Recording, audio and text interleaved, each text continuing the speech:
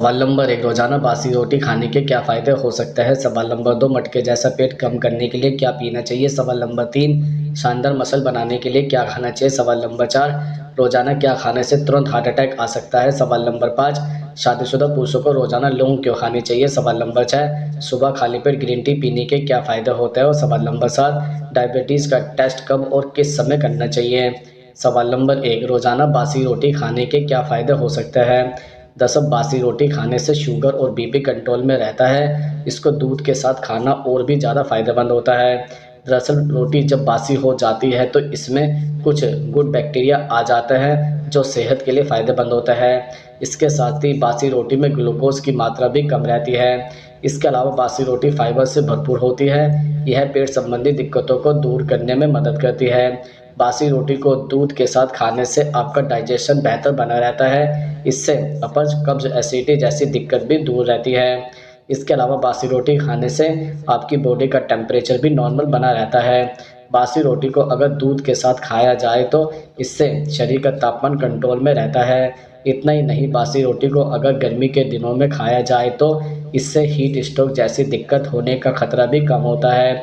इसके अतिरिक्त बासी रोटी खाने से दुबलापन भी दूर होता है, खासकर तब जब इस रोटी को दूध के साथ खाया जाए।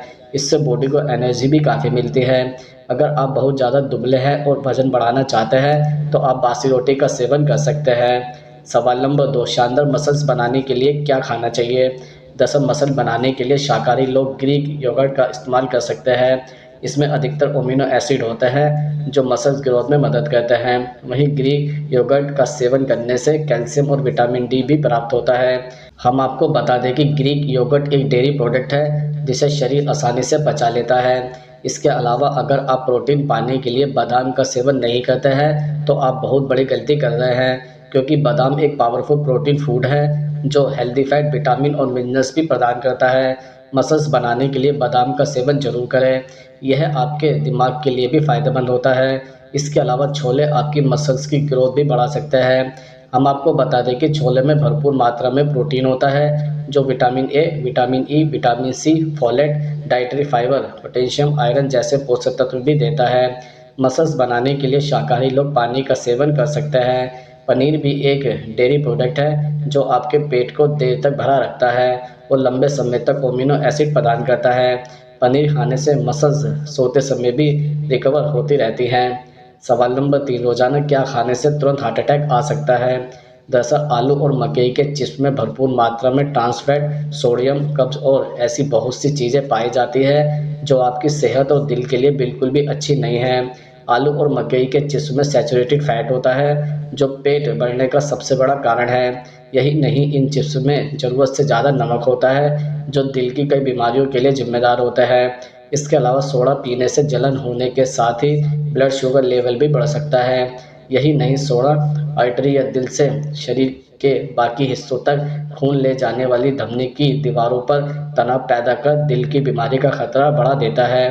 रोज़ाना के खान-पान में सोडा का इस्तेमाल जानलेवा साबित हो सकता है। इसके अलावा पिज़्ज़ा फैट और सोडियम का घर है। इसके क्रस्ट में भरपूर मात्रा में कार्बोहाइड्रेट्स और सोडियम पाया जाता है। पिज़्ज़ा में मौजूद चीज़ इस सोडियम और फैट को और ज़्यादा बढ़ाने का काम करती है। यही नहीं, पिज़्ज़ा सॉस में भी ज़रूरत से ज़्यादा सोडियम होता है। इन चीज़ों के सेवन से आर्टरी ब्लॉक हो सकती है। अगर आप पिज़्ज़ा के शौकीन हैं तो मैदा के बनाए, गेहूं के आटे और ऑयली ऑयल से बने क्रस्ट का इस्तेमाल करें। किसी भी तरह के तले भुने खाने में भरपूर मात्रा में ट्रांस फैट पाया जाता है। यह न सिर्फ हमारी हेल्थ के लिए खतरनाक है बल्कि हमारी कमर को ज़रूरत से ज़्यादा चौड़ा करने के लिए भी जिम्मेदार है। इस तरह की चीज़ें हमारे शरीर में ऑक्सीलेट ले जाती हैं जो एंटीऑक्सीडेंट की दुश्मन है। खाने को डीप फ्राई करने के लिए गर्म तेल का इस्तेमाल किया जाता है। गर्म तेल भोजन के विटामिन और एंटीऑक्सीडेंट को नष्ट कर ऐसे ऑक्सीडेंट बनाता है जिससे कोशिकाओं को नुकसान पहुंचता है। सवाल नंबर 4, मटके जैसा पेट कम करने के लिए क्या पीना चाहिए? दरअसल वजन बढ़ने का मूल कारण हमारी जीवन शैली के साथ साथ खान पान भी है। एक ही स्थान पर बहुत देर तक बैठे रहना, इसका असर सबसे ज़्यादा पेट पर दिखाई देता है। पेट की चर्बी कम करने के लिए आपको अपनी जीवन शैली और खाने की आदतों के साथ साथ शराब पीने की आदतों में भी बदलाव करने की ज़रूरत है। इसके अलावा अगर आप वज़न कम करने की कोशिश कर रहे हैं तो सबसे पहले मीठा खाना बंद कर दें। यही नहीं, आप ज़्यादा मीठा पीना भी छोड़ दें। फलों के जूस पीना चाहते हैं तो एडिड शुगर वाला पैकेट बंद फ्रूट जूस ना पिए। कुछ फलों के रस में नेचुरल शुगर की भी अधिक मात्रा पाई जाती है, इसलिए फलों का रस भी बहुत ज़्यादा मात्रा में नहीं पीना चाहिए। आर्टिफिशियल स्वीटनर डालकर कोई ड्रिंक पीते हैं तो यह आदत भी बदले। इनके रोज़ाना सेवन से परहेज करें। कोल्ड ड्रिंक और सोडा पीने से भी बचें। अपनी रोज़ाना की डाइट में प्रोटीन शेक को इस्तेमाल करें, इससे शरीर को ज़रूरी प्रोटीन की मात्रा प्राप्त होती है। पेट भरा हुआ महसूस होगा, मेटाबॉलिज्म बेहतर होगा, इससे वजन कम होने में मदद मिलती है। अन्य फलों की तुलना में नारियल पानी में ज़्यादा इलेक्ट्रोलाइट्स पाया जाता है। नारियल पानी में अतिरिक्त शर्करा और कोई अतिरिक्त कृत्रिम फ्लेवर नहीं पाया जाता है।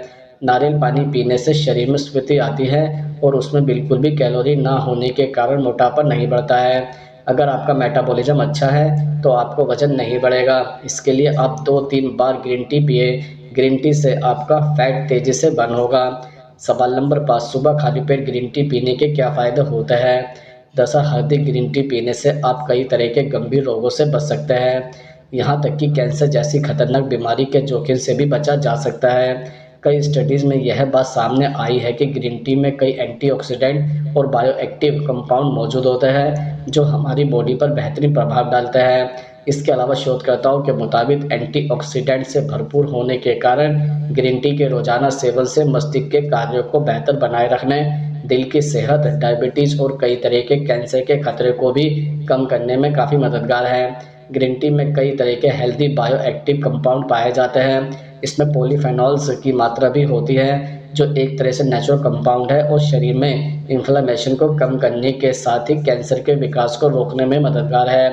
अध्ययनों की एक समीक्षा में पाया गया है कि जो महिलाएं रोजाना ग्रीन टी का सेवन करती है उनमें स्तन कैंसर का खतरा 20 से 30% तक कम होता है। ग्रीन टी में पाए जाने वाले कंपाउंड और एंटीऑक्सीडेंट कई तरह के कैंसर के खतरे को कम करने में काफ़ी हेल्पफुल माने जाते हैं। एक स्टडी के मुताबिक ग्रीन टी टाइप 2 डायबिटीज़ वाले रोगियों के लिए बहुत फ़ायदेमंद हो सकती है। यह इंसुलिन संवेदनशीलता में सुधार करने के साथ ब्लड शुगर लेवल को कंट्रोल करने में सहायक है। एक स्टडी के मुताबिक जिन पुरुषों ने रोजाना ग्रीन टी का सेवन किया है उनमें प्रोस्टेट कैंसर होने का खतरा दूसरों के बजाय कम था। ग्रीन टी कोलेस्ट्रॉल कैंसर होने के खतरे को भी 42% कम कर सकती है। सवाल नंबर 6, शादीशुदा पुरुषों को रोजाना लौंग क्यों खानी चाहिए? दरअसल लौंग में कई सारे विटामिन, फ्लेवोनॉइड्स, एल्कलॉइड्स, कार्बोहाइड्रेट्स और प्रोटीन मिलते हैं जो पुरुषों में स्पर्म काउंट बढ़ाने में मदद करते हैं। इससे शुक्राणुओं की गतिशीलता में भी सुधार आता है। इस फायदों को पाने के लिए पुरुष लौंग के तेल का एरोमाथेरेपी में भी ले सकते हैं। अगर पुरुषों में लो टेस्टोस्टेरोन हार्मोन की समस्या है तो वह लौंग का इस्तेमाल कर सकते हैं। लौंग पुरुषों में टेस्टोस्टेरोन का स्तर बढ़ाने में मदद करता है जिससे पुरुषों की यौन इच्छा शक्ति भी सुधरती है। लौंग और उसका तेल ब्लड फ्लो पर पॉजिटिव इफेक्ट डालता है। यह शारीरिक तापमान और रक्त प्रवाह को बेहतर बनाता है जिससे एंजाइटी, स्ट्रेस खत्म होता है और एनर्जी बढ़ती है। इस स्थिति से पुरुषों में गतिशीलता का इलाज होता है। लौंग का तेल दिमाग को शांत रखने में मदद करता है जिससे किसी भी लत को छोड़ने में आसानी होती है। अगर आप धूम्रपान की लत छोड़ना चाहते हैं तो लौंग का इस्तेमाल जरूर करें। सवाल नंबर 7, डायबिटीज़ का टेस्ट कब और किस समय करना चाहिए? दरअसल अगर आपको टाइप 1 डायबिटीज़ है तो आपका हेल्थ केयर प्रोवाइडर दिन में 4 से 10 बार ब्लड शुगर टेस्ट करने की सिफारिश कर सकता है। आपको भोजन और नाश्ते से पहले, व्यायाम से पहले और बाद में सोने से पहले, रात के दौरान अगर आप बीमार हैं, अगर आप अपनी दैनिक दिनचर्या बदलते हैं, अगर आप कोई नई दवा शुरू करते हैं तो टेस्ट करने की ज़रूरत हो सकती है। इसके अलावा अगर आप टाइप 2 डायबिटीज़ को मैनेज करने के लिए इंसुलिन लेते हैं तो आपका हेल्थ केयर प्रोवाइडर आपके उपयोग किए जाने वाले इंसुलिन के प्रकार और मात्रा के आधार पर दिन में कई बार ब्लड शुगर टेस्ट की सिफारिश कर सकता है। अगर आप कई डेली इंजेक्शन ले रहे हैं तो आमतौर पर भोजन से पहले और सोते समय टेस्ट की सिफारिश की जाती है। अगर आप टाइप 2 डायबिटीज़ को नॉन इंसुलिन दवाइयों के साथ या अकेले डाइट और व्यायाम के साथ मैनेज करते हैं तो डेली ब्लड शुगर टेस्टिंग की ज़रूरत नहीं पड़ती है।